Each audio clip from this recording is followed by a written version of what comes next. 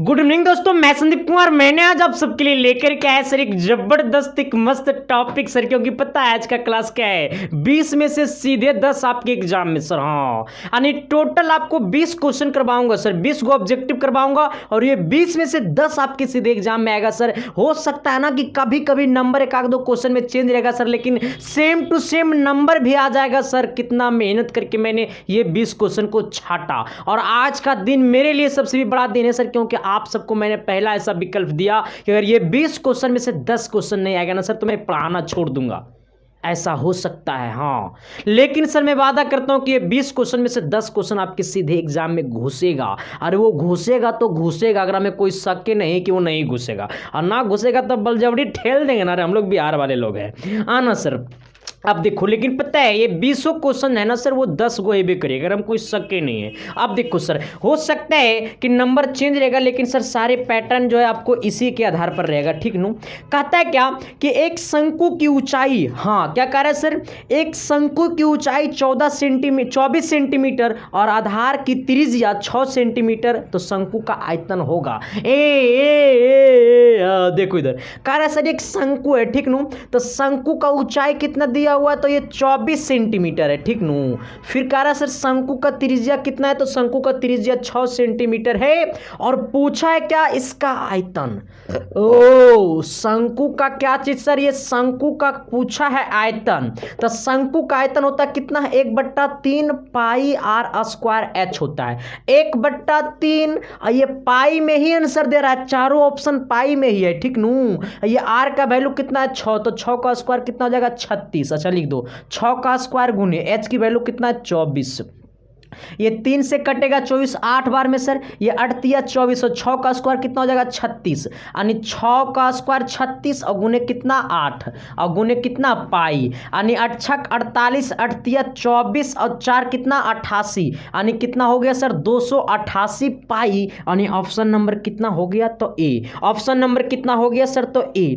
अगला क्वेश्चन देखो, अगला क्वेश्चन कितना है, क्षेत्रमितीय का क्वेश्चन है। और एक चीज और बता देना चाहता हूं सर कि जो लोग ना भी चैनल पर नए हैं ना, चैनल को सब्सक्राइब कर देना और बेल आइकन को प्रेस करके दोस्तों को शेयर कर देना सर, क्योंकि ऐसा क्लास यूट्यूब पे मिलने वाला नहीं है सर। क्योंकि कहा जाता है बेहतर शिक्षा पाने की बात करें या बेहतर रिजल्ट की बात करें, तो पूरे यूट्यूब की दुनिया में मात्र एक विकल्प है भाई, दूसरा कोई विकल्प ही है नहीं सर। क्योंकि सर मैंने पिछले बार की बात करता हूं सर, पिछले बार मात्र मैंने 3 महीना पढ़ाया 400 कितना 48 नंबर सर, पिछले बार मात्र 3 महीना में। यूट्यूब पे इतना एक्सपीरियंस भी नहीं था, लेकिन इस बार टारगेट है कि 468 आना चाहिए। 400 कितना सर 58, इस बार 468 आना चाहिए, कम से कम 10 नंबर बढ़ना चाहिए। ठीक नू, अब आएगा ला देंगे रे, घींच तीर के लाएंगे। और सर तकनीक बताऊंगा कि कैसे एग्जाम पेपर में लिखना है क्वेश्चन। ठीक नू, और जो क्वेश्चन नहीं आता उसको भी बना डालना है, देखो ना सब तरीका बताऊंगा, तब ना तोरा पता चलेगा कि सच में संदीप मास्टर वो है जो कभी सोचे भी नहीं थे।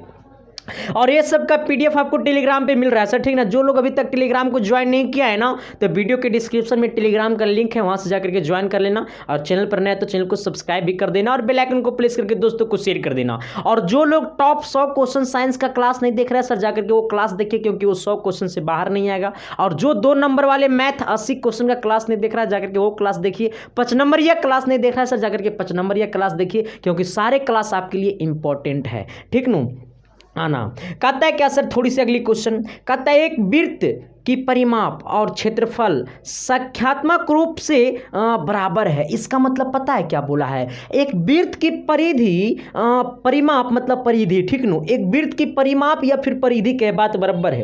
एक वृत्त का परिमाप और क्षेत्रफल क्या है सर, ये बराबर है। इसका मतलब तू गौर करना कि वृत्त की परिधि कहे या फिर परिमाप कहे, बात बराबरे है। ठीक नो, तो वृत्त का परिधि या परिमाप क्या है, बराबर है। तो वृत्त का परिधि कितना होता है 2 पाई आर होता है, और वृत्त का क्षेत्रफल क्या होता है पाई आर स्क्वायर होता है। अब तुम सोचो ना, ये पाई से पाई गया खोपचा में चला, यहाँ पे कितना बच गया 2 गुने आर, अब बराबर कितना है आर का स्क्वायर।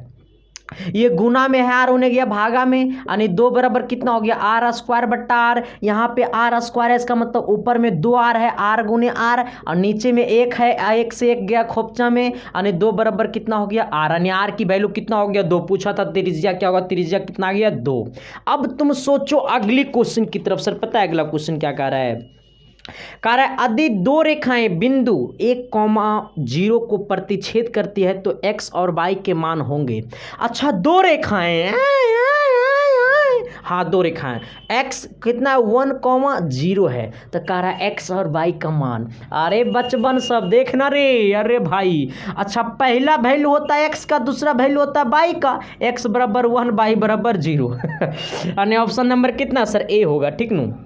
अगला कहता है सर क्या कि p का मान जिसके लिए बहुपद x³ plus 4x² minus px plus 8 पूर्णता x-2 से विभाज्य है, x-2 से भाज्य है तो p का मान होगा। अरे ये क्वेश्चन शायद मैं करवाया हूँ सर, ठीक नो, ये क्वेश्चन मैं करवाया हूँ, किसको किसको पता है कमेंट करना सर, ये क्वेश्चन मैं करवाया हूँ, लग रहा है पिछले क्लास में क्या।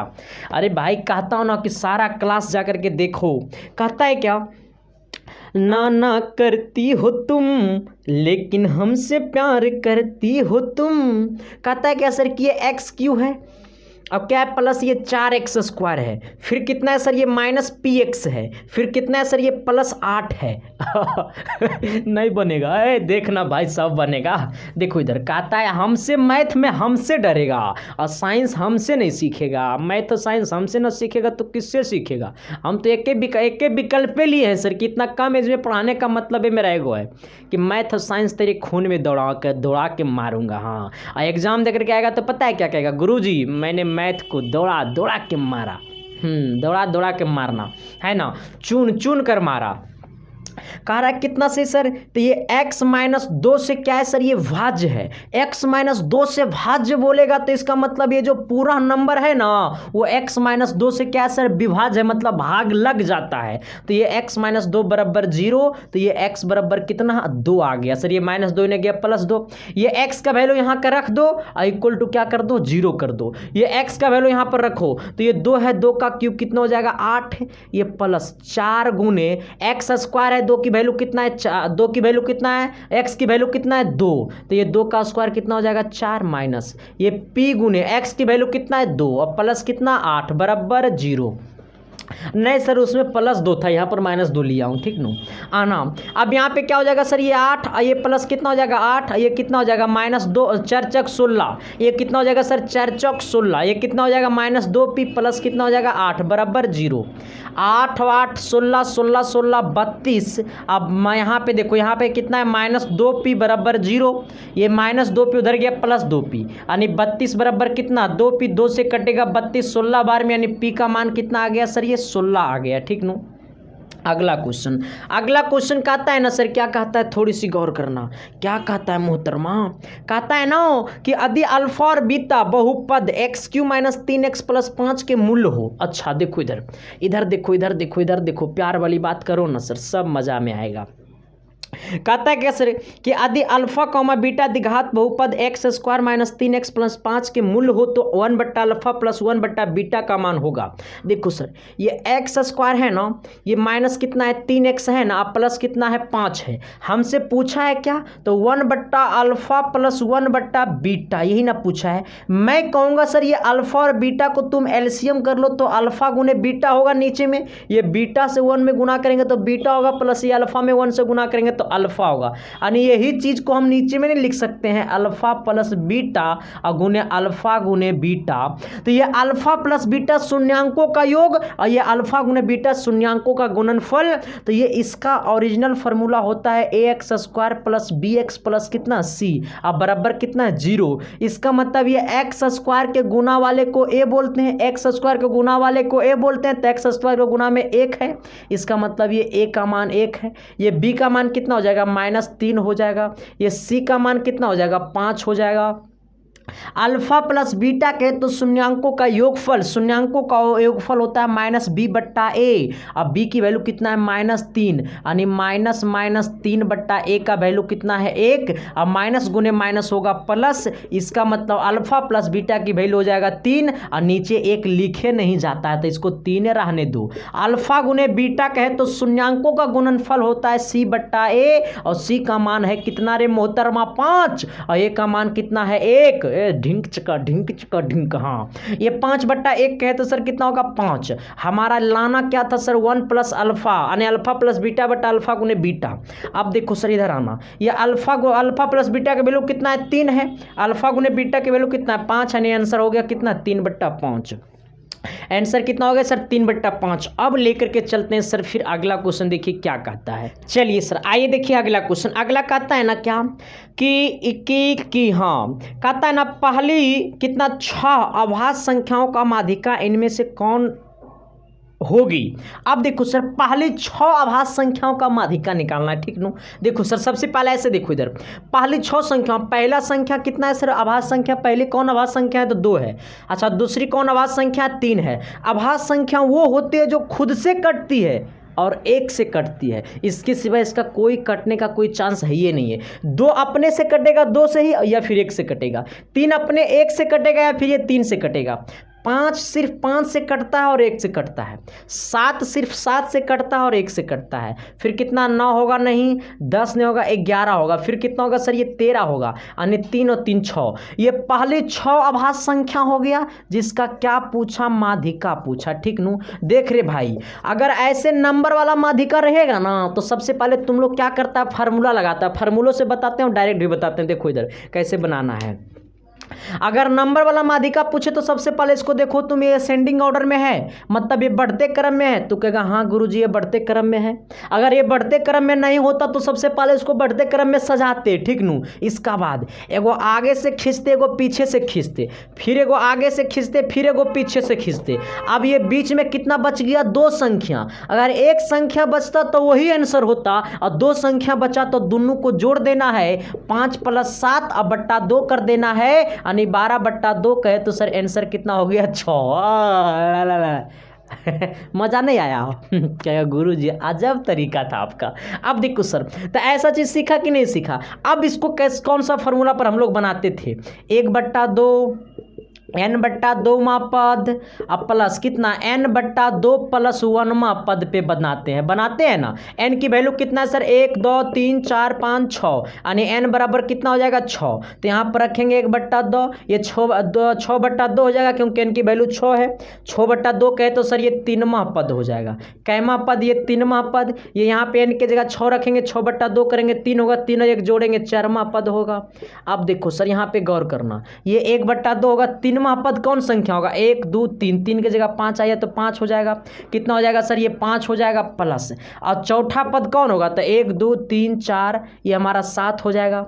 अब देखो ये 7 और 5 कितना हो गया 12, यानी 1/2 गुने 12, 2 से काटेंगे 6। आंसर आ गया कि नहीं आ गया, आ गया ना। अगर यही आ जाता सर कितना 2 3 5 7 11 13, अब कितना आ जाता अगला कितना हो जाएगा सर 17 हो जाएगा।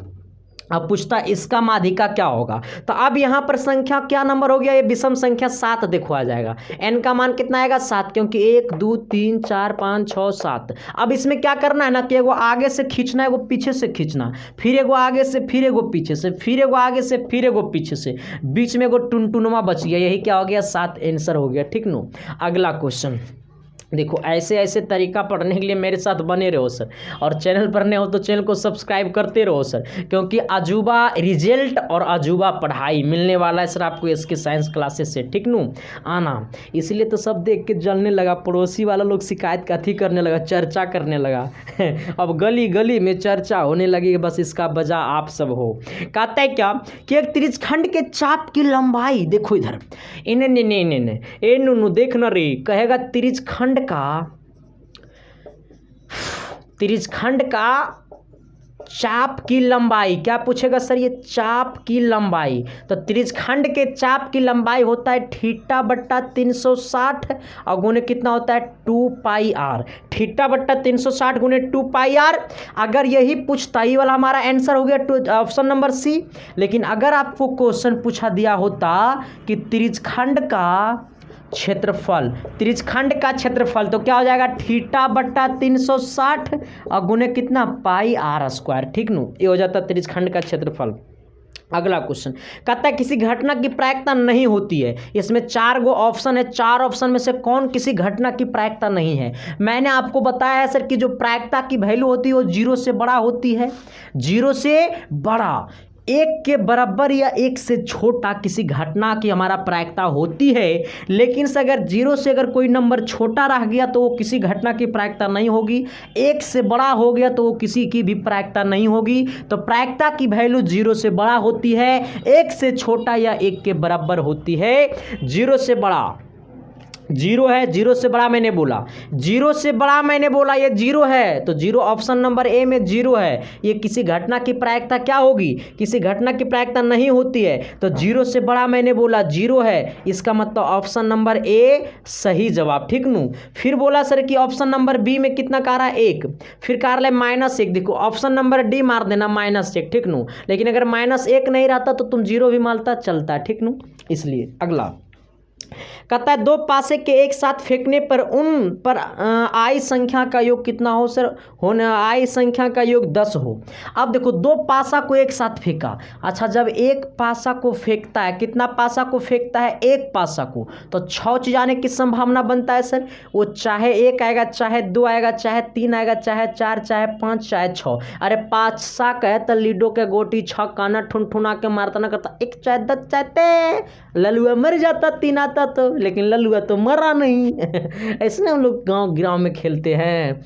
आओ अच्छा, जब दो पासा को उछाला, कितना पासा को उछाला सर, 2 पासा को उछाला, तो हो सकता है सर कि ये पहला पासा पर 1 तो दूसरो पासा पर 1, हो सकता है पहला पासा पर 1 तो दूसरा पासा पे 2, इसी तरीके से बढ़ता जाएगा। लेकिन कह रहा है दोनों पासा पर का जो योग होना चाहिए वो 10 होनी चाहिए। इसका मतलब कि अगर 2 पासा को उछालेगा तो टोटल जो NS का वैल्यू होगा, वो जो टोटल NS का जो वैल्यू होगा 6 हो जाएगा एक पासा में। एक पासा में 6 चीज आने की संभावना रहता है, तो 2 पासा उछाला तो 6 का स्क्वायर हो जाएगा, तो 6 का स्क्वायर कितना हो जाएगा, 36।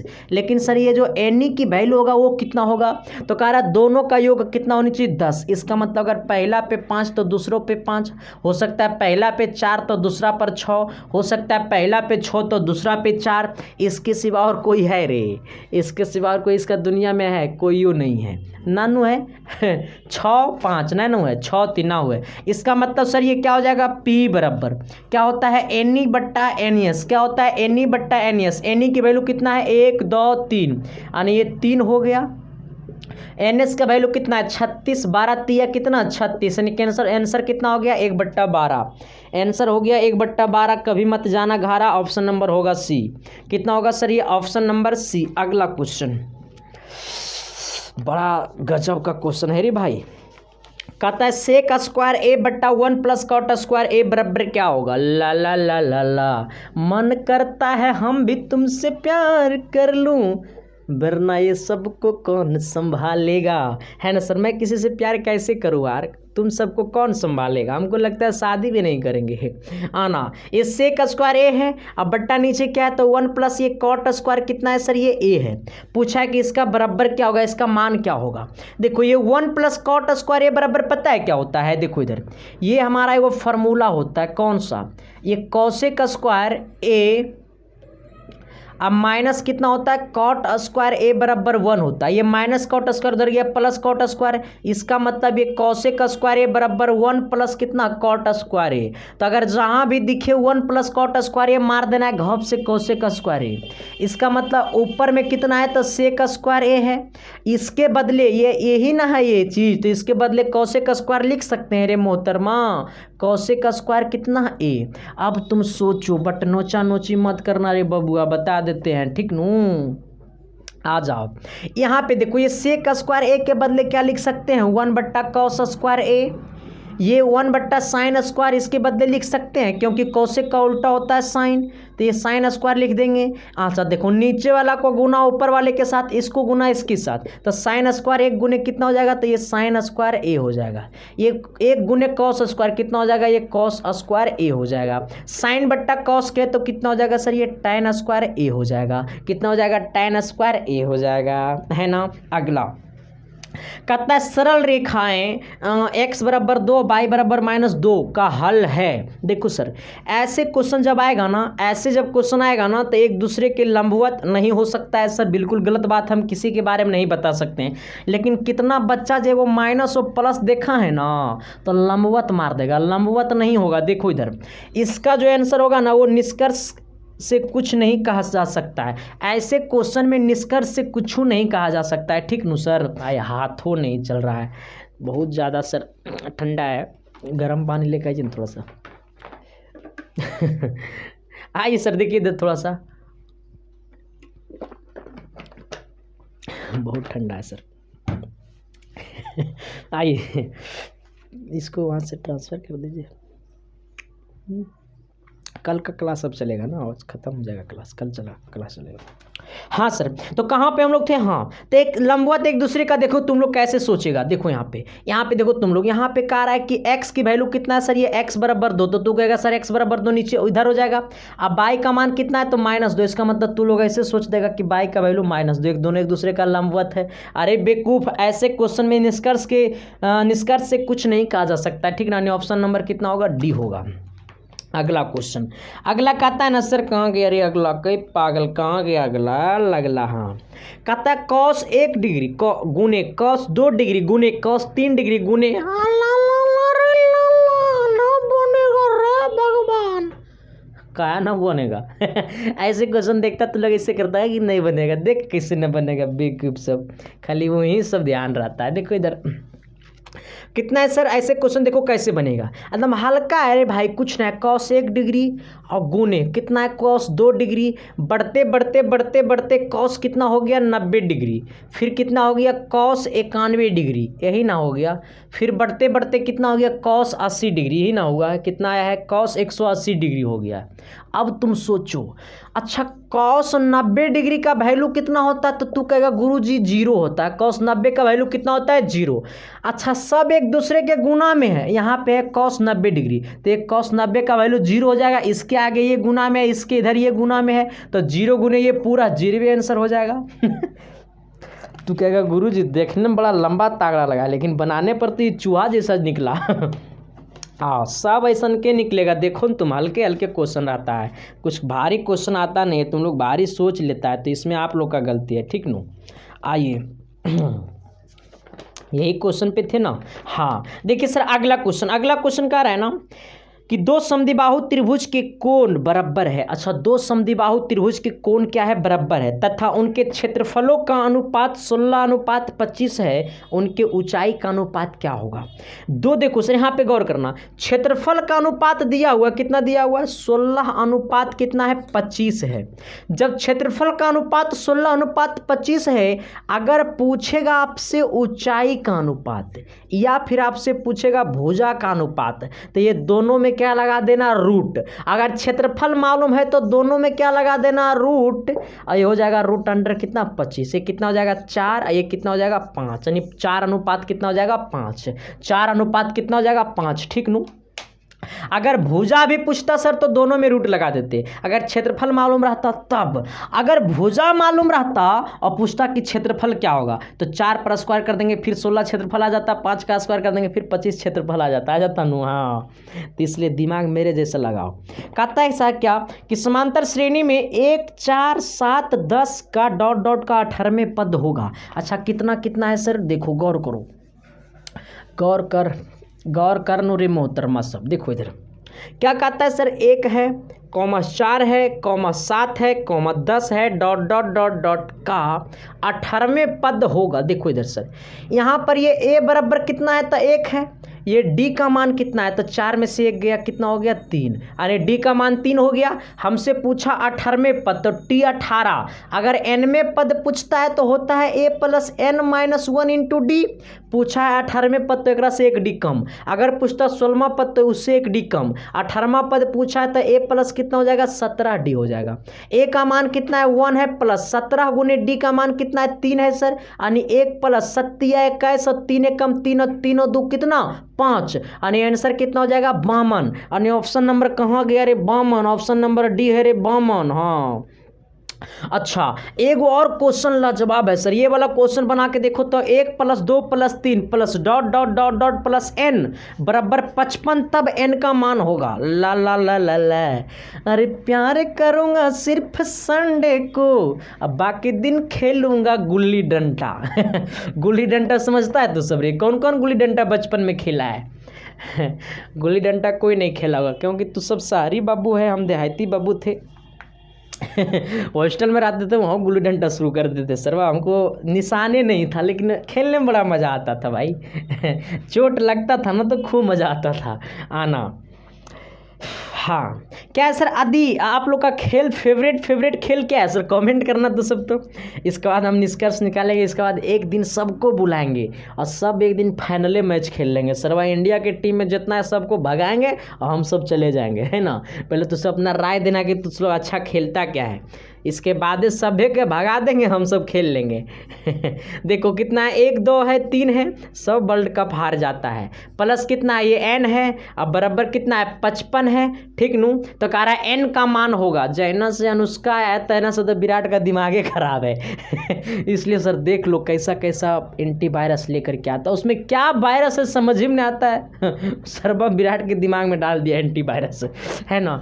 इसलिए सर बच के रहना। हाँ इसलिए तो कहते कि तू सबको छोड़ करके कहीं जाइए नहीं करेंगे।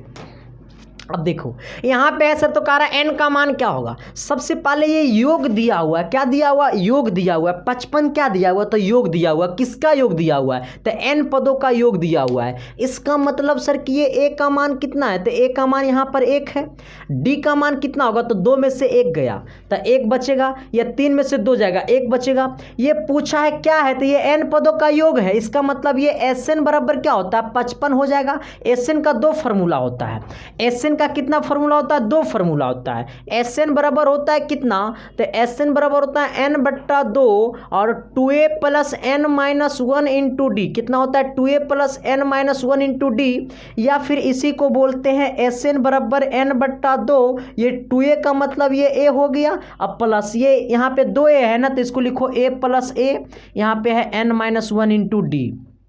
ये a plus N minus 1 into D क्या बता रहा है, तो ये एस एन बराबर ये n बट्टा 2, ये क्या बता रहा है, a प्लस ये क्या बता रहा है, टी एन बता रहा है। इसका मतलब यही, इसी को हम लोग कहते हैं n बट्टा 2, ये हो गया, a हो गया फर्स्ट टर्म और ये टी एन हो गया लास्ट पद, ठीक नो आना। तो ये एस एन बराबर क्या कहेंगे, तो ये n बट्टा 2 कहेंगे, फर्स्ट पद प्लस लास्ट पद, यानी फर्स्ट पद में कितना है 1, लास्ट पद में कितना है n, अब बराबर कितना हो गया 55। यहाँ पे देखो ये n बट्टा 2 है, यहाँ ये n बट्टा 2, यहाँ पर ये क्या चीज में 2 भागा में हो जाएगा गुना में, यानी n इसके साथ गुना कर देना। ये n यानी कितना है 1 प्लस n, अब बराबर कितना है 110 हो जाएगा। 55 गुने 2 110 हो जाएगा, n से गुना कर दो n हो जाएगा, प्लस n से गुना कर दो n स्क्वायर हो जाएगा, बराबर कितना 110 हो जाएगा।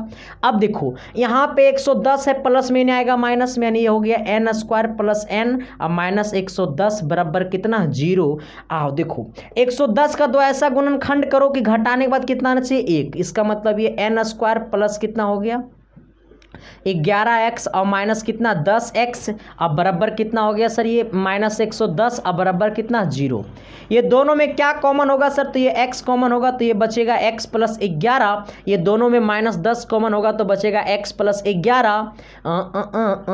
ला ला ला ला ला ला ला ला बराबर कितना सर 0। देखो अगर यहाँ पे माइनस को कॉमन किया जाता है तो ये माइनस वाला सिंबल प्लस हो जाता है, और यहाँ पे प्लस होता तो यहाँ पे माइनस हो जाता।